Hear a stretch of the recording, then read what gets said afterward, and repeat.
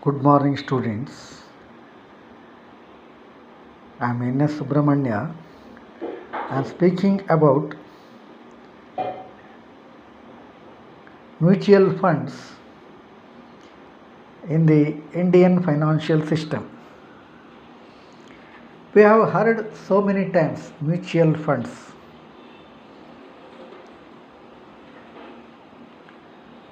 LIC mutual funds and Tata mutual funds. Like that, we have heard so many times. Then the question arises, what is the meaning of mutual fund?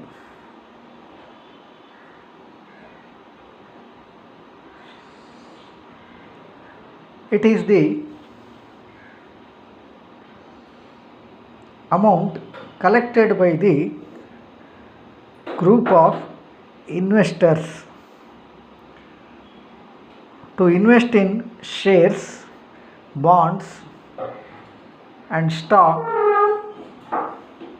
etc.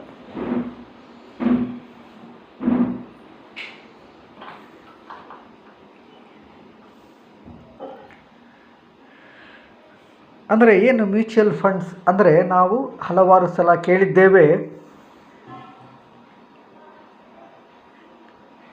ಇದು ಎಲ್ಲಕ್ಕಿಂತ ವಿಭಿನ್ನವಾಗಿದೆ.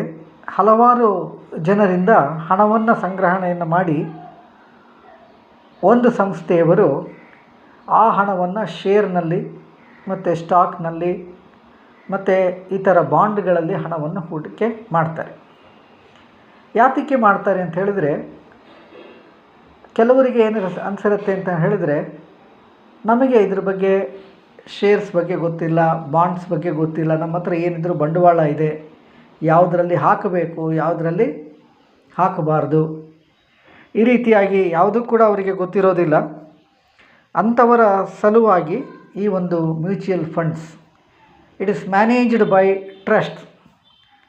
ಟ್ರಸ್ಟ್ನವರು ಇದನ್ನು manage ಮಾಡ್ತಾರೆ. It is managed by fund manager. ಸಾಧಾರಣವಾಗಿ fund managers ಇದನ್ನು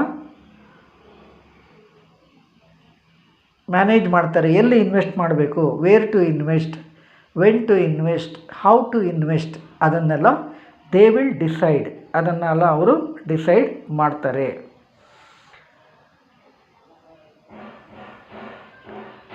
When the person contributes his money to the mutual fund, he will also become the owner of that mutual fund. ಅವರು ಒಂದೇ ಕಡೆ ಒಂದೇ ಶೇರ್ನಲ್ಲಿ ಇನ್ವೆಸ್ಟ್ ಮಾಡೋದಿಲ್ಲ. ಹಲವಾರು ಕಂಪನಿಗಳ ಹಲವಾರು ಷೇರುಗಳಲ್ಲಿ, ಒಂದು ಈಕ್ವಿಟಿ ಶೇರ್ಸು, ಪ್ರಿಫರೆನ್ಸ್ ಶೇರ್ಸು, ಇವುಗಳಲ್ಲಿ ಅಥವಾ ಬಾಂಡ್ಗಳಲ್ಲಿ ಹಣವನ್ನು ಹೂಡ್ತಾ ಹೋಗ್ತಾರೆ. This is about the meaning. Now the definition. SEBI, Security Exchange Board of India, giving the definition. Mutual fund is a fund established for the form of trust by a sponsorer to raise money for investing in securities and through the sale of securities according to regulations. They are also selling the securities.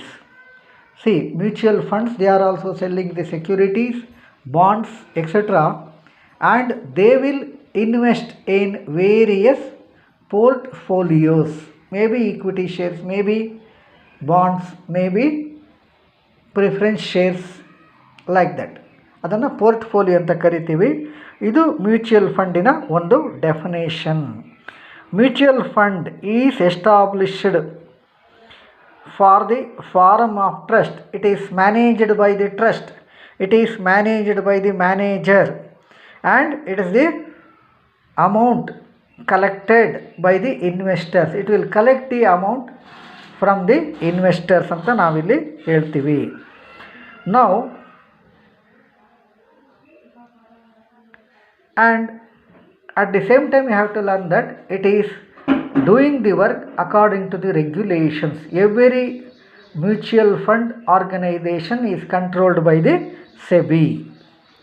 SEBI ಅವರು ಇದನ್ನು control ಮಾಡ್ತಾ ಇದ್ದಾರೆ. ಆ SEBI ಅವರ ರೂಲ್ಸ್ಗೆ ತಕ್ಕ ರೀತಿಯಲ್ಲಿ ಇವರು ನಡೆದುಕೊಳ್ಳಬೇಕಾಗುತ್ತದೆ. ಹಾಗಾದರೆ what are the features and functions? First one, it is a trust. It is a trust ಅಂದರೆ ಗೊತ್ತಿದೆ, it's a kind of trust. There are so many experts are there. ಎಕ್ಸ್ಪರ್ಟ್ಸ್ಗಳು ಇದರಲ್ಲಿ ಇರ್ತಾರೆ. There is fund managers are there, ಅದು ಕೂಡ ಇರ್ತಾರೆ. Second one, accepting savings. ನೋಡಿ, it is accepting savings from the public. ಸಾರ್ವಜನಿಕರಿಂದ ಹಣವನ್ನು ಇವರು ಕಲೆಕ್ಟ್ ಮಾಡ್ತಾರೆ. Third one, it is involved in portfolio management. ನೋಡಿ, the investors will decide the mutual fund authorities to decide about the portfolio management. ಎಲ್ಲಿ invest ಮಾಡಬೇಕು, ಹೇಗೆ invest ಮಾಡಬೇಕು ಅನ್ನೋದನ್ನು ಅವರು ಡಿಸೈಡ್ ಮಾಡ್ತಾ ಹೋಗ್ತಾರೆ.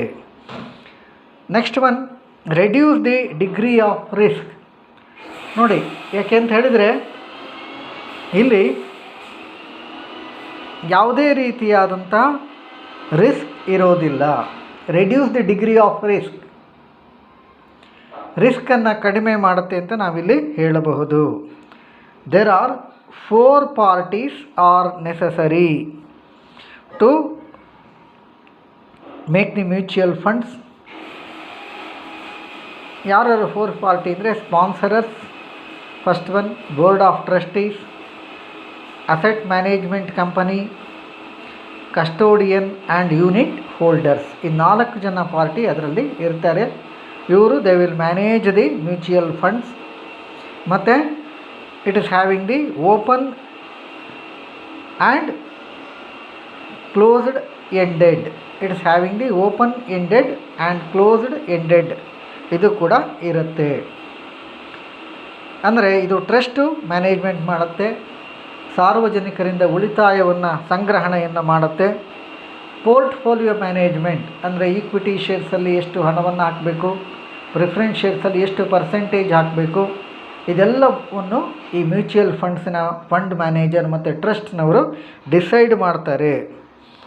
ಮತ್ತು ಇದರಿಂದ ಹಾಕೋದ್ರಿಂದ ರಿಸ್ಕ್ ಕಡಿಮೆ ಆಗುತ್ತೆ. ಏಕೆಂದರೆ ತುಂಬ ಜನರ ಹಣವನ್ನು ಇವರು ಮ್ಯಾನೇಜ್ ಮಾಡ್ತಿರೋದ್ರಿಂದ ಬಹಳಷ್ಟು ಜಾಗರೂಕತೆಯಿಂದ ಹಣವನ್ನು ಹೂಡ್ತಾರೆ. ಹೂಡಿಕೆಯಲ್ಲಿ ಇನ್ವೆಸ್ಟ್ಮೆಂಟ್ ಅಂತ ಅರ್ಥ. They are doing the wise investment. Normally ಎಲ್ಲಿ ಲಾಭ ಬರುತ್ತೆ ಅಲ್ಲಿ ಇನ್ವೆಸ್ಟ್ಮೆಂಟನ್ನು ಮಾಡ್ತಾರೆ. What are the advantages? ಏನು advantages? It is done by professional management. ನೋಡಿ, there are experts are there. Professional management ಅಂದರೆ ಎಕ್ಸ್ಪೀರಿಯನ್ಸ್ಡ್ ಪೀಪಲ್ ಆರ್ ದೇರ್. ಅವರು ಇರ್ತಾರೆ. ಅವರು they are guiding the manager. Mutual ಫಂಡ್ಸಿನ ಟ್ರಸ್ಟಿಗೆ ಅವರು ಗೈಡನ್ನು ಮಾಡ್ತಾ ಇರ್ತಾರೆ. ಮೊದಲನೇದು. ಎರಡನೇದು, ಡೈವರ್ಸಿಫಿಕೇಷನ್ ಇನ್ ಇನ್ವೆಸ್ಟ್ಮೆಂಟ್ಸ್. ನೋಡಿ, ಒಂದೇ ಕಡೆ ಹಣವನ್ನು ಹಾಕಿ ಕಳ್ಕೊಳ್ಳೋಕ್ಕಂಥ ಸಾಧ್ಯತೆ ಇರೋದಿಲ್ಲ. They are doing different kind of investments in different companies. ಹಲವಾರು ಸಂಸ್ಥೆಗಳಲ್ಲಿ ಹಣವನ್ನು ಹೂಡ್ತಾರೆ. ಮೂರನೇದು, ಥರ್ಡ್ ಪಾಯಿಂಟ್, ಕನ್ವೀನಿಯಂಟ್ ಅಡ್ಮಿನಿಸ್ಟ್ರೇಷನ್. ನೋಡಿ, it is done by the convenient administration ಅಂದರೆ it's helpful to the investors. There is no delayed payment. All the operations are quick operations. There is no irregularities and they are doing the work promptly and they are doing in a faster rate. ಬಹಳ ವೇಗವಾಗಿ ಕೆಲಸವನ್ನು ಮಾಡ್ತಾ ಇರ್ತಾರೆ. ಇದನ್ನು ನಾವು convenient ಅಂತ ಹೇಳಿ ನಾವು ಹೇಳ್ತೀವಿ. Next point, providing high returns. ನೋಡಿ, ಹೈ ರಿಟರ್ನ್ಸ್, ಹೆಚ್ಚಿನ ರಿಟರ್ನ್ಸನ್ನು ಕೊಡ್ತಾ ಇರ್ತಾರೆ. They are providing, they are having the aim of getting high returns to the investors. Whatever the dividend they are getting after making the investment, that will be distributed to the investors. ಏನು ಎಲ್ಲ ಡಿವಿಡೆಂಡನ್ನು ಕೂಡ ಇನ್ವೆಸ್ಟರ್ಸ್ಗೆ ಬಂದಿರುವಂಥ ಅದನ್ನು ಒಂದು ರೇಟನ್ನು decide ಮಾಡಿ ಕೊಡ್ತಾರೆ. It may be 12%, 10%, 15%, whatever it may be, normally investor is getting. ಅಂದರೆ normally they are offering than the bank interest rate. Bank ಇಂಟ್ರೆಸ್ಟ್ಗಿಂತ ಹೆಚ್ಚಿನ ರೇಟನ್ನು ಅವರು ಆಫರ್ ಮಾಡ್ತಾ ಇರ್ತಾರೆ ಅಂತ ಇಲ್ಲಿ ನಾವು ಹೇಳ್ಬೋದು. Next one, low cost. They are very less expensive. ಅಂದರೆ ಏನಪ್ಪ ಅಂತ ಹೇಳಿದರೆ, they are doing in the large scale operations. ನಿಮಗೆ ಗೊತ್ತಿದೆ, ಲಾರ್ಜ್ ಸ್ಕೇಲ್ ಆಪರೇಷನ್ಸನ್ನು ಮಾಡಿದಾಗ ಎಕಾನಮಿ ಆಗುತ್ತೆ, ಬಹಳ ಕಡಿಮೆ ಖರ್ಚಾಗತ್ತೆ. ಹೀಗಾಗಿ ಲೋ ಕಾಸ್ಟ್, ಮತ್ತು ಬ್ರೋಕರೇಜ್ ಕೂಡ ಕಡಿಮೆ ಆಗುತ್ತೆ, ಮತ್ತು ಅದರ್ ಫೀಸ್ ಕೂಡ ಬಹಳ ಕಡಿಮೆ ಕಟ್ಟೋದ್ರಿಂದ ಇನ್ವೆಸ್ಟರ್ಸ್ಗೆ they are saving the money to the investors. ಇದು ಕೂಡ ಅನುಕೂಲ ಆಗುತ್ತೆ. Next one, liquidity. ನೋಡಿ, ಇದು ಫಂಕ್ಷನ್ಸ್ ಮತ್ತು liquidity. See, they can be converted into, it can be converted into cash very easily. Cash ಆಗಿ ಬಹಳ ಬೇಗ ಕನ್ವರ್ಟ್ ಮಾಡಬಹುದು ಅಂತ ಇಲ್ಲಿ ನಾವು ಇಲ್ಲಿ ಹೇಳಬಹುದು.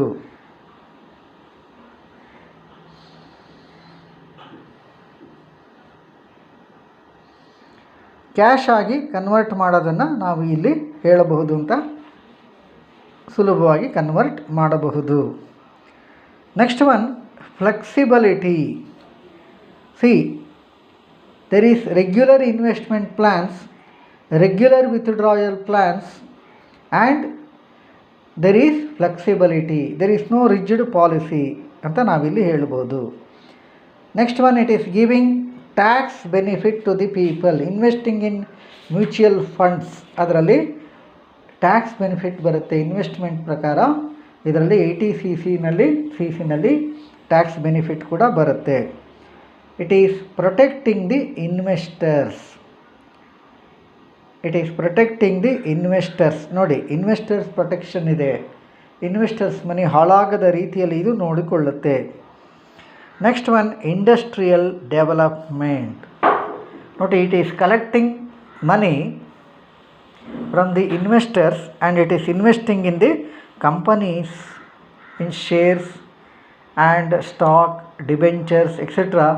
and there is a growth of the companies. ಇದು ಕೂಡ ಗ್ರೋತ್ ಆಗುತ್ತೆ ಅಂತ ನಾವಿಲ್ಲಿ ಹೇಳಬಹುದು. This is about the advantages. Now we shall study disadvantages. First one, market risk. ನೋಡಿ, what is the market risk? They are subjected to market risk. If the value of the shares goes down, investors' money will be sinked. ಅಂದರೆ ಕಡಿಮೆ ಆಗುತ್ತೆ, value ಕಡಿಮೆ ಆಗುತ್ತೆ, expected return ಸಿಕ್ಕೋದಿಲ್ಲ, ಮತ್ತು ಅದು ಕೂಡ ಆಗುತ್ತೆ, ರಿಸ್ಕನ್ನು ತಗೋಬೇಕಾಗತ್ತೆ. There is fluctuations in the market conditions. ನಿಮಗೆ ಗೊತ್ತಿದೆ ಇವಾಗ ಮಾರ್ಕೆಟ್ ಕಂಡೀಷನ್ಸ್ ಯಾವ ಥರ ಇದೆ. ಶೇರ್ ಮಾರ್ಕೆಟು ಬಹಳಷ್ಟು ದಿನಗಳಿಗೆ ಕರೋನಾ ಎಫೆಕ್ಟಿಂದ ಸುಧಾರಿಸಿರಲಿಲ್ಲ. ಇತ್ತೀಚೆಗೆ ಸ್ವಲ್ಪ ಗ್ರೋತ್ ಆಗ್ತಾ ಇದೆ ಅನ್ನೋದನ್ನು ನಾವು ಗಮನಿಸ್ತಾ ಇದ್ದೀವಿ, ಅದನ್ನು ಕೂಡ ಅಬ್ಸರ್ವ್ ಮಾಡ್ತಾ ಇದ್ದೇವೆ. Any change in the conditions, economic conditions, political conditions, other conditions will affect the share market. ಆ ಶೇರ್ ಮಾರ್ಕೆಟ್ ಮೇಲೆ ಪರಿಣಾಮ ಬೀರೋದ್ರಿಂದ ಮಾರ್ಕೆಟ್ ರಿಸ್ಕ್ ಜಾಸ್ತಿ ಇರುತ್ತೆ. Next one, misappropriation of funds. There is a possibility, there is a possibility of misappropriation of funds.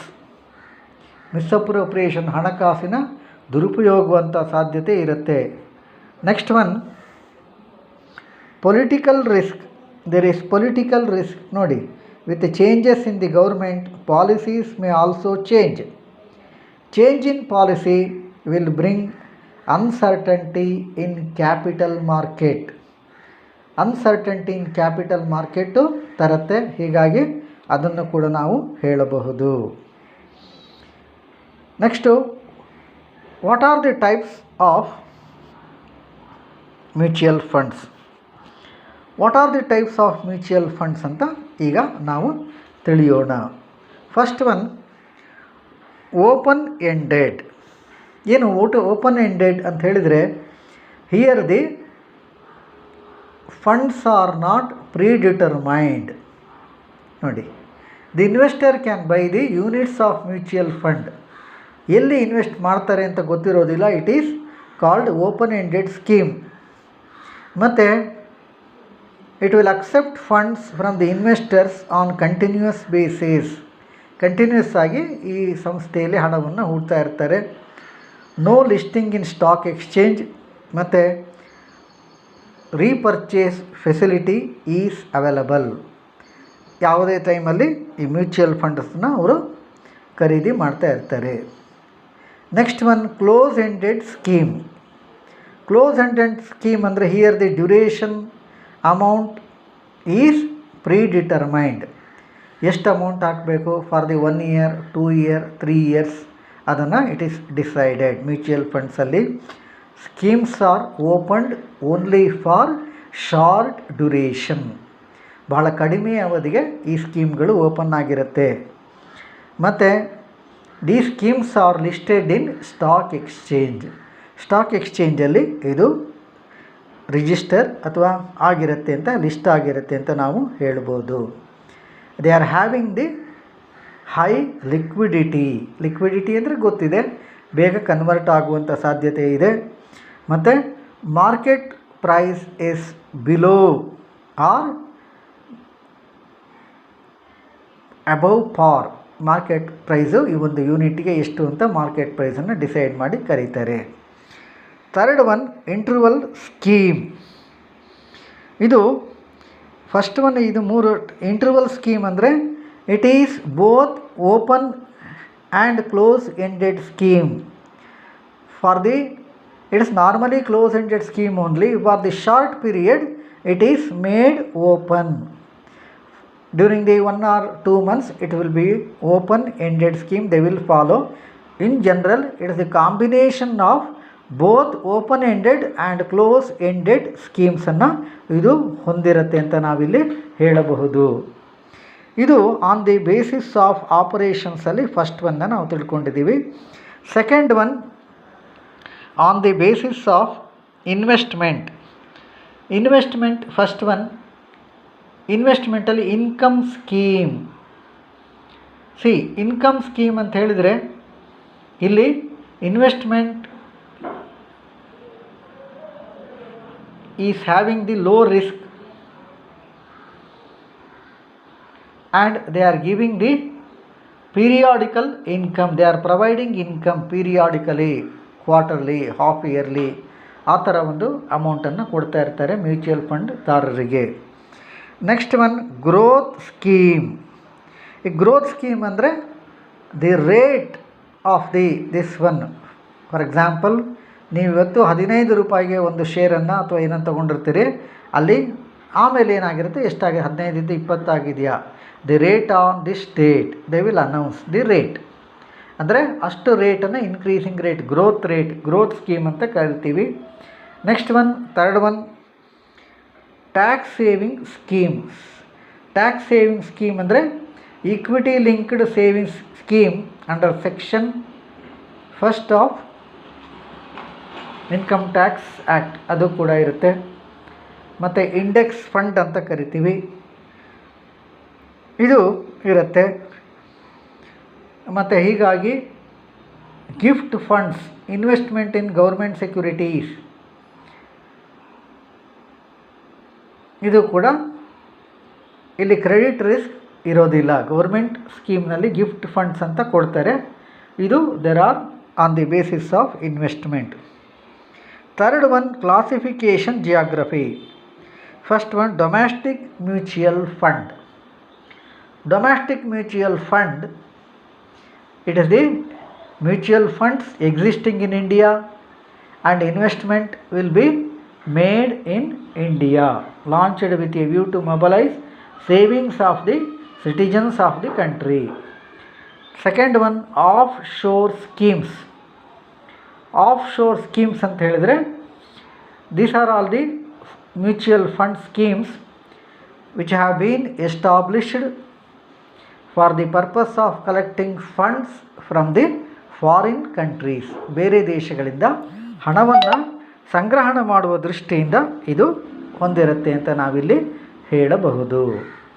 ಮತ್ತು before investing mutual funds, the investors has to identify his financial needs, ಮತ್ತು he has to select the right mutual fund, GIC mutual fund or LIC mutual fund where I have to invest. ಮತ್ತು he has to select the portfolios or whatever it may be, and he has to invest regularly. ಒಂದು ಸಲ invest ಮಾಡೋದಿಲ್ಲ, he has to follow the same thing. ಮತ್ತು he has to keep taxes in mind. ನೋಡಿ, he has to get tax exemption. See, before investing in the mutual fund, the person has to see that he has to get any tax benefit or not. That point he has to see. Second one, see, he has to plan the investment plan. Suppose ಈಗ ಮಾಡೋದು ಬೇಡ, ಇನ್ನು 6 ತಿಂಗಳು ಬಿಟ್ಟು ಮಾಡೋಣ, ಇನ್ನು 1 year ಬಿಟ್ಟು ಮಾಡೋಣ, ಆ ಥರ ಇರಬಾರ್ದು. he has to start the things very early. ಮತ್ತು ಇದನ್ನು the last step is to get with the mutual fund agent or broker ಜೊತೆಯಲ್ಲಿ ಮಾಡಿಕೊಂಡು ಇನ್ವೆಸ್ಟ್ಮೆಂಟನ್ನು